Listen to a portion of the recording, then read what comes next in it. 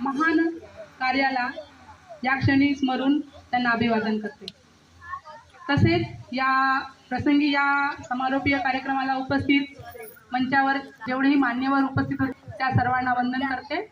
तसेच उपस्थित पालकवर्ग, या 15 दिवस चालणाऱ्या फ्री फ्राय समर कॅम्पमध्ये जेवढेही लाभार्थी होते विद्यार्थी, त्या सर्वांना खूप खूप प्रेम, खूप छान वाटलं।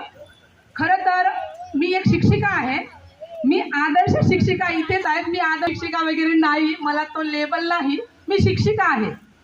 मला माहीत आहे की विद्यार्थ्याचा विकास हा सर्वांगीण व्हायला पाहिजे, पण शाळांमधून तसं होताना आम्हाला खरंच वेळ मिळत नाही। अशा या कॅम्पमध्ये जो सर्वांगीण विकास असतो, आम्ही फक्त त्यांचा बौद्धिक विकास थोडा करू शकतो, पण जो गुणात्मक विकास आहे, कलात्मक विकास आहे, हा सर्व विकास अशा कॅम्प होतो। या परिसरामध्ये मी आज 46 वर्षाची झाली, असा कॅम्प मला मिळाला। खरंच मॅडमचे खूप अभिनंदन। त्यांच्या या पावलांनी आज आलापल्ली नगरातील सर्व जे लाभार्थ्यांनी ज्यांनी लाभ घेतला त्यांना हा लाभ घेता आला। असे कॅम्प झाले पाहिजे। विद्यार्थ्यांचा विकास होत असताना शाळांमध्ये एकच शिक्षक किंवा 2 शिक्षक यांचा फायदा होतो, पण इथे कसं झालं की एक्सपर्ट यांनी येऊन इथे विद्यार्थ्यांना मार्गदर्शन केलेलं आहे, त्याचा लाभ विद्यार्थ्यांना झाला। हे या समर कॅम्प बद्दलचं। आणि काही पालकांना अशी गैरसमजूत झाली की नाव फ्लाय फ्री आहे तर फ्री कॅम्प असेल असं वाटलं, पण त्याचा अर्थ तसा नव्हता। मुक्तपणे उडा। विद्यार्थ्यांना शाळांमध्ये कसं संकुचित वातावरणामध्ये आम्ही बांधून ठेवतो, असंच बसा, असंच लिहा, हाच गृहपाठ करा, हेच प्रश्नांची उत्तरं सांगा, असं असतं शाळांमध्ये। इथे तसं नव्हतं, त्यांच्या मनाने स्वच्छंदीपणे इथं उडता आलं, असा या फ्लाय फ्रीचा अर्थ होता। पण काही पालकांनी तो फ्री याचा अर्थ जी नियोजित फी होती ती न देता फ्री असा समजला, पण ज्यांना शक्यांनी कृपा म्हणून तरी फीस भरू शकता।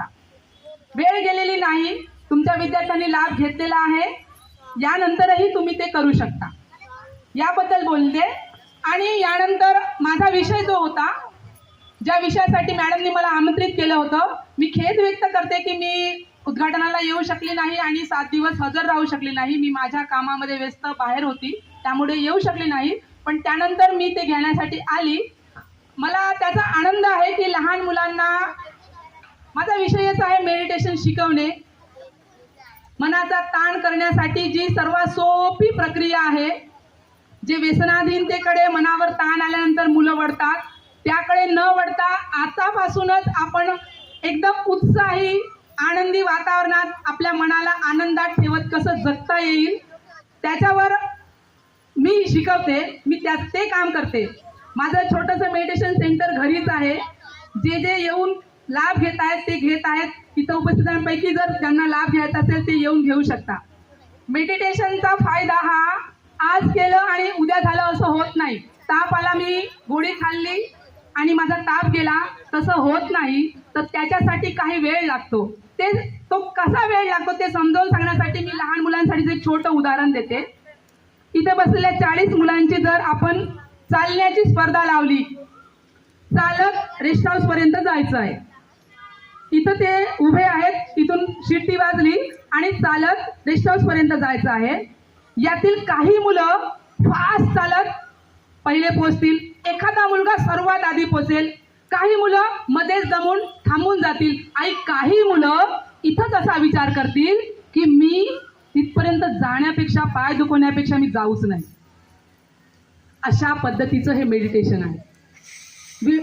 विचार करताना मी कशाला करू म्हणून इथं थांबणारे काही आहेत, काही जण सुरू करतात मग मध्येच सोडून देतात, काही जण अर्ध्यातून सोडून देतात आणि एखादाच असा याचा फायदा घेऊ शकतो।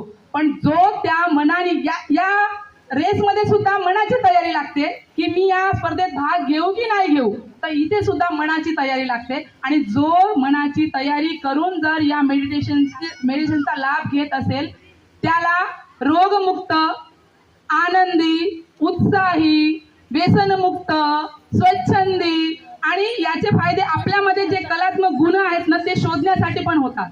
जसं या फ्री फायर समर कॅम्प मध्ये तुम्ही स्वतःमधल्या जे गुण आहेत ते शोधले, ते पण आपल्या स्वतःला समजायला लागते की माझा कल याकडे जास्त. तर याचे फायदे आहेत. तिथे गुण आहे, वेळ कमी आहे, पण मला ज्यावर बोलायचं होतं 3 पॉईंट होते, त्या 3 पॉईंटवर मी बोलली. एक आमच्या फ्लाय फ्री बद्दल, एक मेडिटेशन बद्दल आणि एक फी त्याबद्दल. आपण सर्वांनी मला ऐकून घेतलं. सुमती मॅडमनी मला मेडिटेशनसाठी पाचारण केलं, त्याबद्दल त्यांचे मी धन्यवाद मानते. सर्व विद्यार्थ्यांनी माझ्याकडून मेडिटेशन शिकलेलं आहे, ते सुरू ठेवा. मी ज्या पद्धतीने सांगितले तसं कराल तरच त्याचा फायदा आहे. एवढे बोलते. सर्वांनी मला ऐकलं त्याबद्दल सर्वांचे धन्यवाद मानते आणि मी इथे थांबते. धन्यवाद.